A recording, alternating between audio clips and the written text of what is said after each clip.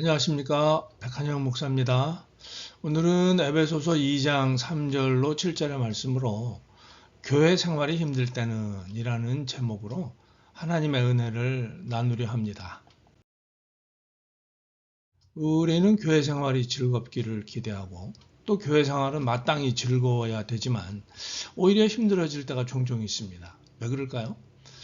그건 아마도 교회에서 얻는 대가나 상급이 기대에 미치지 못하기 때문이 아닐까 싶습니다. 대가 또는 상급. 요즘 문화는 우리에게 당신은 대가를 받을 자격이 있으니까 적극적으로 대가를 취하라고 격려합니다. 자주 듣는 영어 표현이 You deserve it. 당신은 그럴 자격이 있다. 이런 거죠. 그런데 성경은 세상 누구도 대가를 받을 자격이 없다고 하는군요. 3절에 의하면 우리도 전에는 진노의 자녀였습니다. 전에는 우리도 다 그 가운데서 우리 육체의 욕심을 따라 지내며 육체와 마음에 원하는 것을 하여 다른 이들과 같이 본질상 진노의 자녀이었더니 오늘날 문화는 몸과 마음이 원하는 대로 사는 겁니다. 진정한 인간은 그렇게 산다고들 하죠. 그런데 성경은 사람이 몸과 마음이 원하는 대로 살아서 하나님의 진노를 받았다고 합니다. 교회에 다녀도 육체의 욕심을 따르면 하지 말아야 할 것을 하거나 할 것을 하지 않는 잘못을 저지르게 되는 거죠. 육체의 욕심을 따라서 술과 마약에서 즐거움과 만족을 얻으려 하기도 합니다. 마약은 분명히 사람을 망치죠. 술로 자신을 망치는 분들도 상당히 많습니다.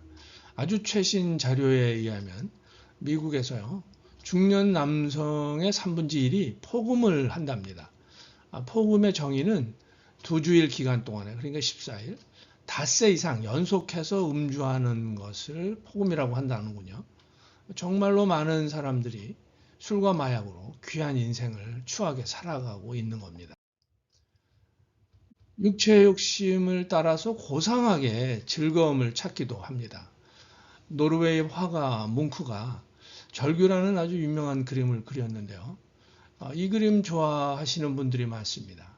뭉크가 이 그림의 왼쪽 상단에 연필로 아주 작고 희미하게 미친 사람에 의해서만 그려질 수 있다라고 적어놨어요. 그냥은 잘 안 보이고요. 적외선 스캐너로 봐야 제대로 보입니다.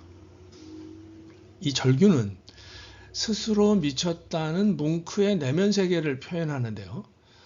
사람이 육체의 욕심을 따라서 살면 그 내면 세계가 비틀리고 조화가 깨지고 음울하게 되는 겁니다.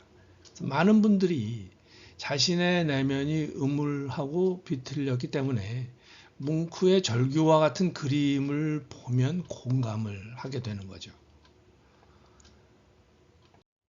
몸과 마음이 원하는 대로 하면 기분이 좋아집니다. 조금은 찜찜하지만 그런 건 얼마든지 자기가 통제할 수 있다고, 컨트롤할 수 있다고 생각하죠. 그러나 현실은 그렇지 않습니다. 사람이 계속 몸과 마음의 욕망대로 살면 반드시 망하는 순간을 만나게 되는 겁니다. 베드로전서 5장 8절에서 이런 경고를 합니다. 근신하라, 깨어라, 너희 대적 마귀가 우는 사자같이 두루 다니며 삼킬 자를 찾나니. 마귀가 자기 욕망대로 사는 사람을 삼키는데 그게 마치 사자가 얼룩말을 잡아먹는 것과 비슷합니다.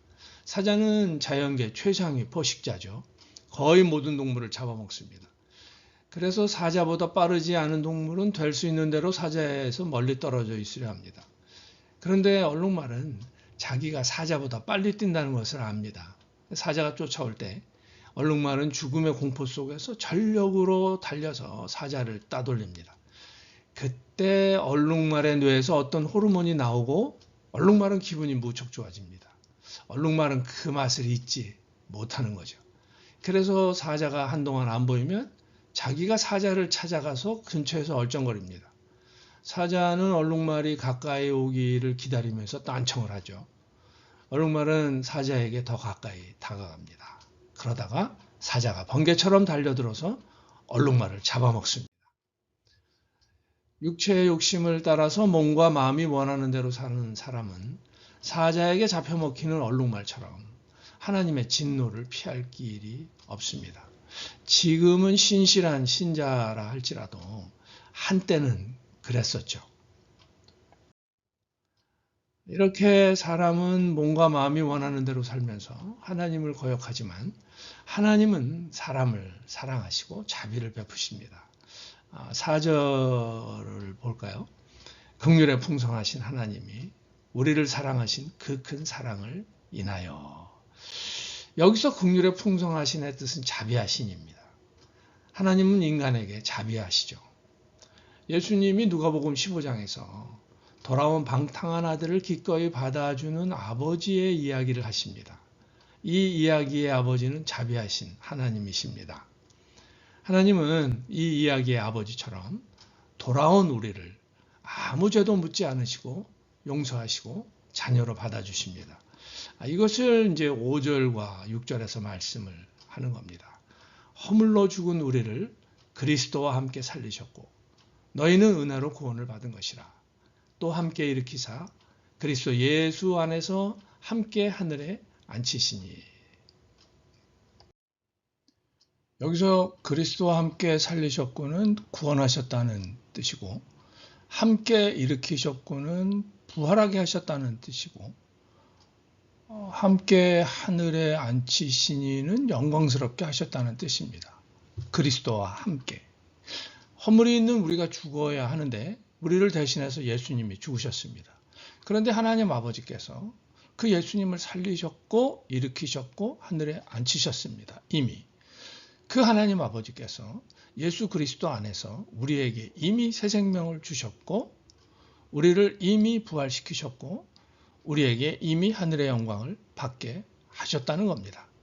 자비하신 하나님께서 자격 없는 우리에게 구원의 은혜와 부활의 은혜와 하늘의 영광을 받는 은혜를 이미 주셨습니다. 집으로 돌아온 방탕한 아들은 아버지에게 자기를 종으로 여겨달라고 합니다. 자기가 봐도 아들 자격을 상실한 거죠. 그러나 아버지는 돌아온 아들을 아무것도 묻지 않고 받아줬습니다. 아버지의 은혜를 받은 아들은 너무 감사하고 이게 꿈인가 생신가 할 정도로 기뻤을 겁니다. 근데 우리도 마찬가지죠. 교회 생활을 열심히 하더라도 육체의 욕심을 따르면 진정한 즐거움과 만족함을 얻지 못합니다. 하나님의 지극히 풍성한 은혜를 받을 때 교회 생활은 즐겁고 봉사하면서 만족합니다. 믿는 자에게는요, 하나님의 은혜가 최고의 상급인 겁니다. 또한 하나님은요, 먼저 은혜 받은 우리를 통해서 아직 은혜를 모르는 사람에게 은혜를 주시려 하십니다. 7절을 볼까요? 이는 그리스도 예수 안에서 우리에게 자비하심으로써 그 은혜의 지극히 풍성함을 오는 여러 세대에 나타내려 하심이라. 부모는 자녀들에게 신앙을 전해야 하는데요. 요즘 웬만한 이민교회는 현실적으로 여러 가지 여건 때문에 자녀 신앙 교육을 충분히 하지 못하고 있습니다. 그렇지만 부모가 자녀에게 하나님의 은혜가 지극히 풍성하다는 것을 알려준다면 그 자녀는 하나님의 자녀로 성장할 겁니다. 부모는 자기가 받은 은혜를 자녀에게 알려주고 또 알려주면 되는 거죠. 자녀는 우리가 받은 은혜를 알려주면 듣지만 남들은 싸늘한 반응을 보이기도 합니다. 그런데요, 우리도 은혜 받을 자격이 없다는 것을 생각하면 겸손할 수가 있습니다. 동시에 우리는 큰 은혜를 받았으니까 당당하고 담대할 수 있는 겁니다. 아직 하나님의 은혜를, 그 풍성한 은혜를 모르는 사람은 아무리 똑똑하고 오만하고 또 부유하고 유명하다 하더라도요, 우리는 받은 그 하나님의 은혜를 꺼리낌 없이 알려줄 수가 있는 겁니다. 나 같은 죄인 살리신으로 시작되는 찬송가 305장은 잔인한 노예 무역상이었던 존 뉴턴이 작사했습니다. 그는 어느 날 노예선을 타고 가다가 폭풍을 만나서 죽게 됐고 그때 처음으로 하나님을 만났습니다. 하나님을 만났지만 그는 단번에 변하지 않았고 조금씩 변했습니다. 하나님을 만난 후에도 계속해서 노예무역을 했던 겁니다. 하지만 죄의식 때문에 계속할 수 없었죠. 결국은 그만뒀습니다. 그리고는 사람을 노예로 잡아서 팔던 지난날을 생각할 때마다 하나님 앞에 너무나 부끄러웠습니다. 자기를 추악한 죄에서 건지신 하나님의 은혜를 잊을 수가 없었죠. 그런 그의 가슴 깊은 곳에서 나 같은 죄인 살리신 주 은혜 놀라워라는 고백이 터져나왔습니다. 잔 뉴턴은 자기가 받은 그 하나님의 지극히 풍성한 은혜를 지금까지 사람들에게 알려주고 있는 겁니다. 하나님은요, 잔 뉴턴처럼 대가를 받을 자격이 없는 사람에게 은혜를 베푸십니다. 은혜라는 단어에는 선물이라는 뜻이 있죠. 하나님께서 대가를 받을 자격이 없는 사람에게 선물을 주십니다. 요즘 세상에서는 받을 자격이 있는 사람만 받죠. 받을 자격을 쟁취하려면 노력도 하지만 술수도 써야 되고 선의의 경쟁도 하지만 사기도 치면서 남을 아프게도 하고 한마디로 남을 밟아야 합니다. 그런데 교회는요, 세상에서 유일하게 거저받은 것을 거저주는 은혜의 모임입니다.